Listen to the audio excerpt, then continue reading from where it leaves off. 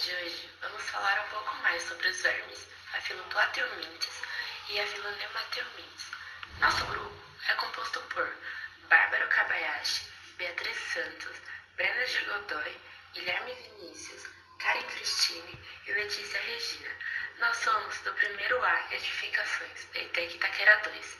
Aproveitem o vídeo e boa aula! Os plateumintos são vermes de corpo achatado e de pouca espessura, que na região anterior, correspondente à cabeça desses vermes, encontram-se as suas estruturas sensoriais. Há diversas espécies de vida, tanto no ambiente aquático quanto no ambiente terrestre.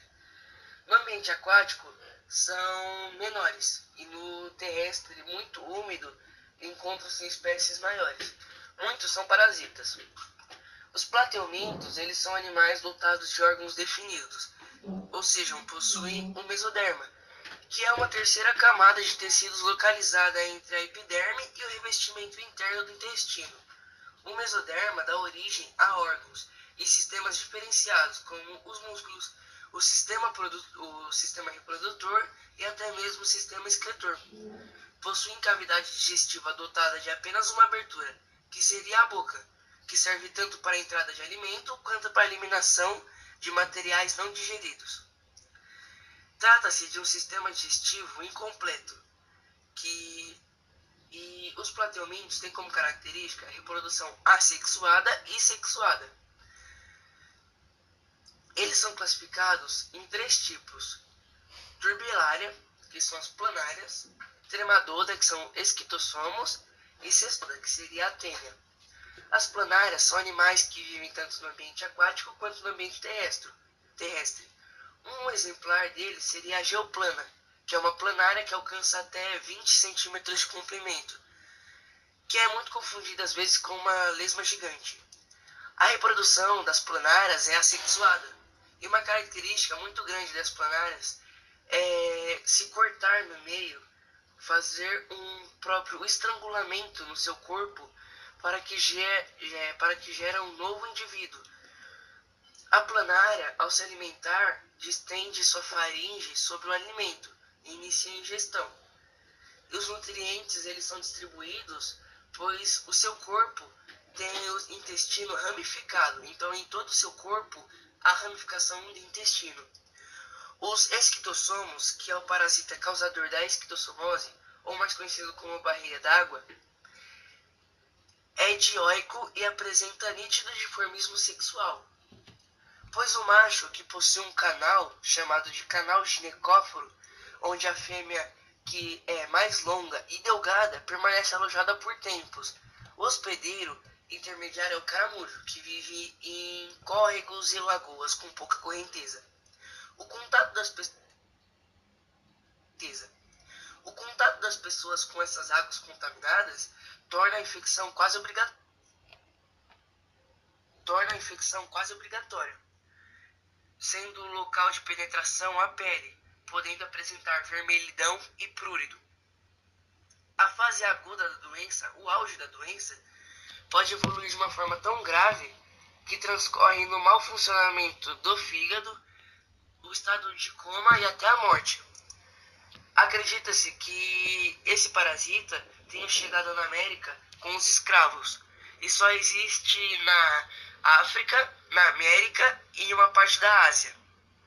A tênia é o parasita do tubo digestivo, conhecido por solitária, uma vez que cada pessoa é parasitada por apenas um exemplar da tênia, pode chegar até 500 metros de comprimento, não possui sistema digestivo e pois absorve os nutrientes de tudo aquilo que o seu hospedeiro come através da superfície da sua pele, do seu corpo. Ele tem ação exfoliativa e pode causar deficiência nutricional. A pessoa que é parasitada elimina com as fezes proglotes grávidas, que se rompem no meio externo, liberando ovos, que em condições favoráveis esses ovos podem se manter viáveis por vários meses. O hospedeiro intermediário da Taenia solium é o porco, que é a mais encontrada aqui no Brasil, a responsável pela maioria dos casos. A contaminação se dá através da carne crua ou mal passada. Bom, eu vou falar aqui sobre os filosplatomitos, sobre a sua embriologia, como eles são formados e tal, né? Eles são acelomados, ou seja, eles não possuem celoma, eles não têm celoma. Eles também são triblásticos, ou seja, eles possuem os 3 soletos germinativos. Esses soletos são a ectoderme, a mesoderme e a endoderme. A ectoderme dá origem ao revestimento externo. A mesoderme dá origem à musculatura e ao parênquima, que é um tecido que preenche todo o espaço entre o intestino e a parede do corpo. A endoderme dá origem ao intestino e seu revestimento. Bom, agora eu vou falar sobre o tegumento. Os platomintos possuem epitélio simples, sendo a epiderme formada por uma camada simples de células. As espécies parasitas apresentam uma cutícula de proteção, em alguns casos ventosas para fixação. Então, as espécies parasitas possuem como se fosse uma película, né, para se proteger, que é essa cutícula de proteção. E em alguns casos a ventosa para fixação. Então essas ventosas são importantes para que elas se fixem, né, porque elas ficam grudadas em tal lugar. Alguns apresentam cílios na região ventral para fugir de locomoção. Então esses cílios são bastante importantes para que eles se movam, né, para que eles andem, se locomovam. E também podem possuir células mucosas que produzem lubrificação para facilitar a locomoção. Então é como se fossem lesmas, para falar a verdade, né? Que tem aquela gosma assim, que faz com que elas se locomovem mais fácil para ter uma facilidade maior de se moverem. Bom, agora eu vou falar sobre a musculatura dos filoplatamitos. A musculatura ela é do tipo lisa, que favorece a movimentação e a locomoção do animal. Então essa musculatura lisa ela ajuda bastante para que o animal se movimente, bastante para que ele se movimente bem. Ela também pode ter a colaboração dos cílios, caso estejam presentes. Essa musculatura lisa forma o tubo músculo dermático, que é uma unidade funcional com a pele, ou seja, esse tubo músculo dermático é importante para que ele funcione junto com a pele, ele funciona em conjunto com a pele. Bom, agora eu vou falar de como eles se reproduzem dentro de classes. As classes vai ser explicado um pouco mais à frente, pois vai entrar mais em detalhes, já que eu vou falar só sobre reprodução, ok?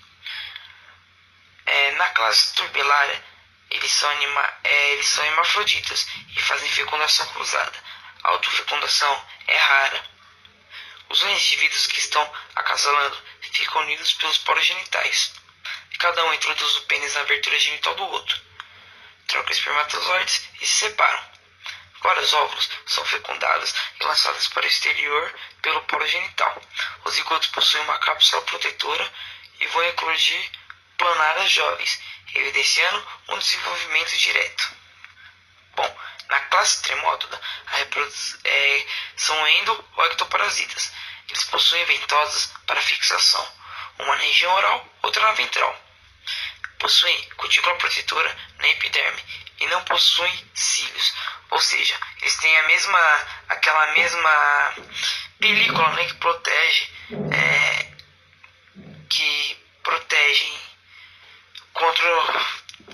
eles têm essa mesma cutícula que protege na epiderme, né? Elas são hermafroditas, mas o X. Thomsoni mansoni é dioico. A fêmea vive numa cavidade do macho chamada canal ginecóforo. Fazem fecundação cruzada interna. Como representante hermafrodita, temos a fasciola epitaica, que parasita o fígado de carneiros, eventualmente do ser humano. Então, como ela fica em fígado de carneiros, né, o ser humano não come a carne do carneiro e acaba ingerindo ela junto, e eventualmente ela também parasita os seres humanos, né, pelo fígado. Aqui na reprodução na classe Cistoda, eles são endoparasitas de corpo alongado, representados pela tênis. Não possuem cílios. O corpo é metamerizado e não possuem tubo digestivo, limitando-se por difusão alimentando por difusão dos nutrientes pré-dirigidos pelos hospedeiros. As tênis podem atingir até 8 metros de comprimento. O corpo delas é dividido em 3 partes: cabeça, ou escólax, que possui ventosas para fixação no hospedeiro. A tênis solo apresenta ganchos e ventosas, pescoço ou colo na região afiada e estróbilo, responsável pelo crescimento do organismo. Aí estão os proglóides, estruturas que possuem sistemas reprodutores feminino e masculino, ou seja, elas são hermafroditas, pois têm os dois sistemas reprodutores. Após a fecundação, as proglóides cheias de ovos se despedem e são eliminadas com as fezes. Eu vou falar sobre o sistema circulatório e o sistema excretor do filo Plateuminthus. Eles não possuem o sistema circulatório. O alimento que digerem é enviado para as células por meio da difusão, que é um processo independente, onde cada célula pega o nutriente necessário e distribui pelo corpo. Isso só é possível graças ao intestino bem ramificado que eles possuem. Além disso, são os primeiros animais a apresentar o sistema excretor, chamado de protenefrídeo, que são os órgãos excretores mais simples dos animais. São tubos ligados às células denominadas células flama e abrem para o exterior através de um poro. Essas células flamas são fundamentais nesse sistema excretor, pois apresentam vários flagelos que são bem parecidos com cílios, onde promovem a movimentação dos fluidos, fazendo com que eles sejam muito bem filtrados. Os vermes do filo Plateuminthus não possuem esqueleto.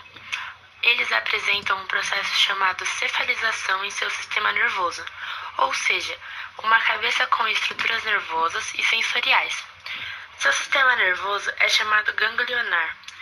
Ele é formado por 2 gânglios nervosos. Já as planárias de água doce possuem 2 ocelos, ou seja, estruturas fotorreceptoras. Essas estruturas não são capazes de formar uma imagem concreta, elas apenas podem perceber a luz. Nas aurículas, regiões laterais da cabeça, estão presentes células quimiorreceptoras, ou seja, elas são capazes de perceber várias substâncias químicas que se encontram dissolvidas na água. Além disso, também serve para a proteção dos vermes. Os plateumintos, eles não possuem o sistema respiratório. Nas espécies que vivem livres no ambiente, a respiração é aeróbica, sendo as trocas realizadas por meio de difusão epitelial, enquanto nas espécies parasitas é anaeróbica. Ciclo biológico. O indivíduo infectado libera os ovos pelas fezes, e se eles atingirem água doce, se tornarão larvas ciliadas, que nada mais é do que larvas com cílios, que usam cílios para se locomover. Essas larvas são denominadas miracídios, as quais nadam à procura de um hospedeiro, que no caso é o caramujo. Os miracídios penetram nos caramujos e dão origem, por reprodução assexuada, às larvas cercárias. Essas larvas abandonam o caramujo e podem penetrar através da pele da pessoa que estiver nessas águas contaminadas. Na circulação sanguínea do homem, essas larvas transformam-se em metacercárias, que nada mais é do que uma larva madura, e dão origem aos vermes adultos, quando chegam às veias intestinais, os quais copulam reiniciando o ciclo. E assim por diante. É assim que o ciclo funciona e se reinicia a todo momento. Plateuminthus, classe Trematoda. O que são os trematodos? Os trematodos, eles são plateuminthus de vida parasitária. E esses vermes podem parasitar tanto em animais quanto no ser humano. O seu principal representante do grupo pode provocar ao homem a esquistossomose, ou a barriga d'água, que é muito conhecida no Brasil. Os esquistossomas apresentam 2 regiões distintas no corpo, uma anterior com duas ventosas, como mostra na imagem, sendo uma ao redor da boca e outra na região ventral, e uma região posterior que forma ventralmente uma dobra, o cretal ginecóforo, onde se aloja a fêmea. Agora a reprodução. Como eles se reproduzem? Os esquitossomas reproduzem por uma fecundação cruzada. O macho não possui órgão copulador, então o esperma é derramado no cretal atingido. Após a fecundação, as fêmeas depositam seus ovos nos capilares do intestino, e os ovos passam a possuir um espinho que propicia o rompimento da parede do capilar e do intestino, e eles caem então na luz intestinal, misturando-se com as fezes. Os vermes do filo Plateumintos. O sistema digestório dos plateumintos é caracterizado por ser incompleto, ou seja, a boca é a única abertura para o exterior, como já dito antes, não possuindo ânus.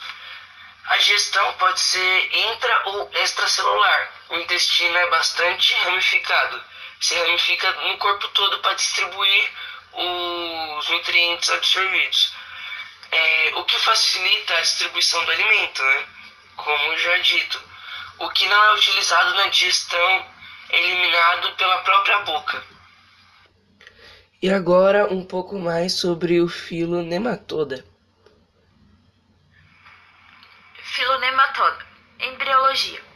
São os animais triblásticos, ou seja, possuem os 3 folhetos germinativos, que são ectoderme, pelos e glândulas mucosas, todas as estruturas do sistema nervoso, nervos e medula espinhal, epitélio de revestimento das cavidades nasais, bucal e anal, o mesoderme, que forma a camada interna da pele, os músculos lisos e esqueléticos, sistema circulatório, como coração, vasos sanguíneos, tecido linfático, sistema esquelético, que são os ossos e cartilagens, sistema excretor e reprodutor, que são órgãos genitais, rim, uretra, bexiga.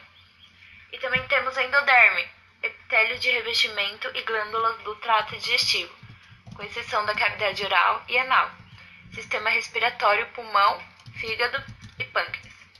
Pseudocelomados, cavidade do corpo, que é delimitada pelo tecido da mesoderme e tecido da endoderme.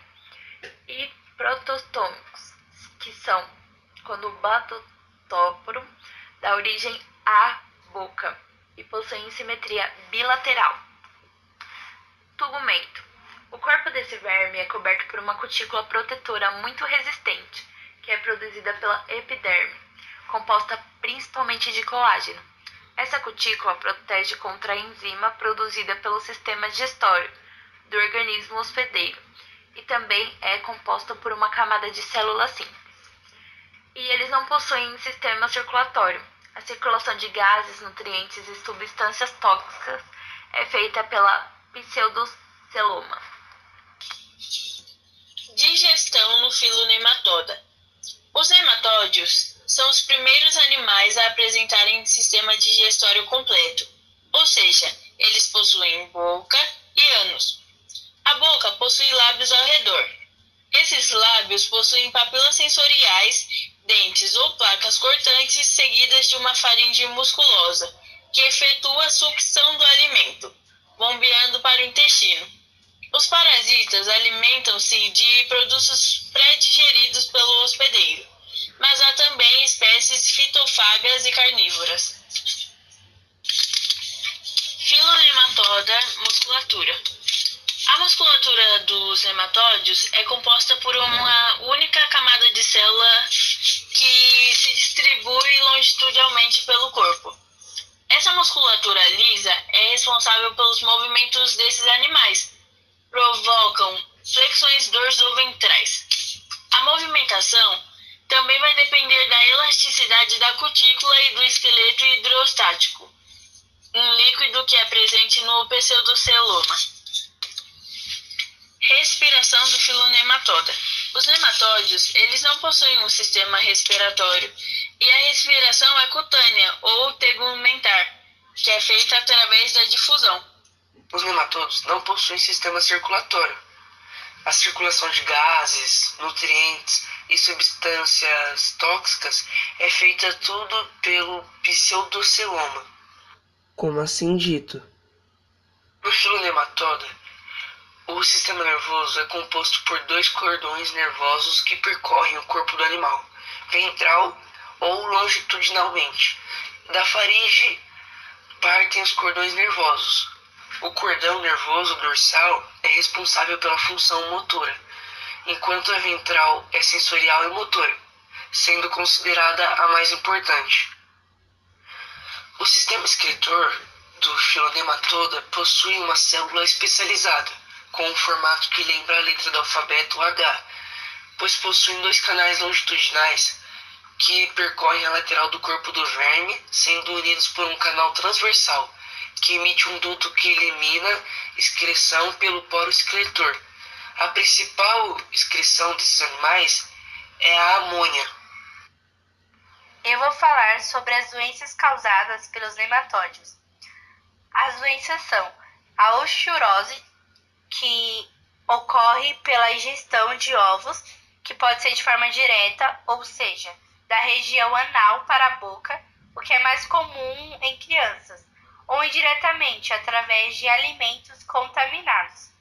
Os sintomas dessa doença são coceira anal, diarreia, vômitos, excesso de gordura nas fezes, insônia, irritabilidade, perda de peso e pode chegar até mesmo à desnutrição. O diagnóstico pode ser evidenciado pela visualização dos vermes nas fezes ou em pesquisa de ovos no exame parasitológico de fezes. A prevenção da doença é por meio da higiene adequada, ou seja, lavar bem as mãos, os alimentos, as roupas, os animais, é muito eficaz. Também é importante evitar a utilização de roupas íntimas de outras pessoas, especialmente das desconhecidas. Outra doença é a filaríase, que é causada também pelos parasitas hematóides, que se alojam nos vasos linfáticos, causando linfedema. Quando o nematóide obstrui o vaso linfático, o edema é irreversível. E essa doença é também conhecida como elefantíase, devido ao aspecto de pernas de elefante do paciente que possui a doença. É uma doença que leva a reações do sistema imunitário, como febre, mal-estar, tosse, asma, fadiga e adenopatias, que é o inchaço dos gânglios linfáticos. Também muitas vezes pode levar à inflamação dos testículos ou inchaço nos membros. O diagnóstico é pela observação microscópica de amostras de sangue. A prevenção é pela utilização de roupas que cubram o máximo possível da pele. Também a utilização de repelentes e dormir protegidos com redes. A outra doença é a ascaradíase, que ocorre através da ingestão de ovos infectantes do parasita, procedentes do solo, água ou alimentos contaminados com fezes. O verme se aloja no intestino delgado do ser humano. Os sintomas dessa doença são dor abdominal, diarreia e náusea. Dependendo da quantidade de vermes, pode ocorrer quadro de obstrução intestinal. A prevenção é evitar vegetais crus e ter uma boa higiene pessoal.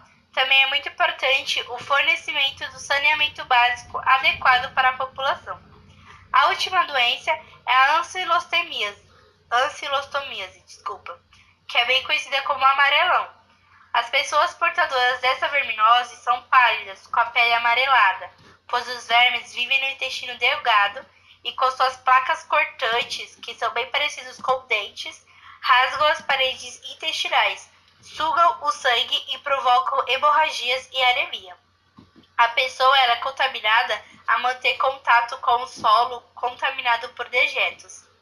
Os sintomas da doença são tosse, que pode levar até pneumonia, uma reação inflamatória com muito pus, cólicas, náuseas e hemorragias por conta da ação dessas placas cortantes que existem na boca destes vermes.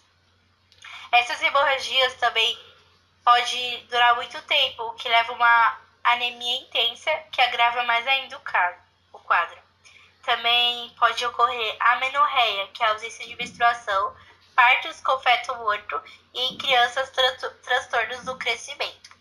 A prevenção consiste na construção de instalações sanitárias adequadas, evitando assim que os ovos dos vermes contaminem o solo. Também o uso de calçados, impedindo a penetração das larvas pelos pés. Além disso, é muito importante o tratamento dos portadores, o que precisa de uma campanha de educação sanitária. Caso contrário, sempre correrá o risco de adquirir a verminose.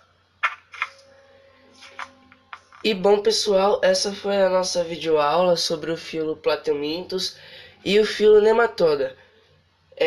Espero que tenham gostado, espero que ajude e até a próxima.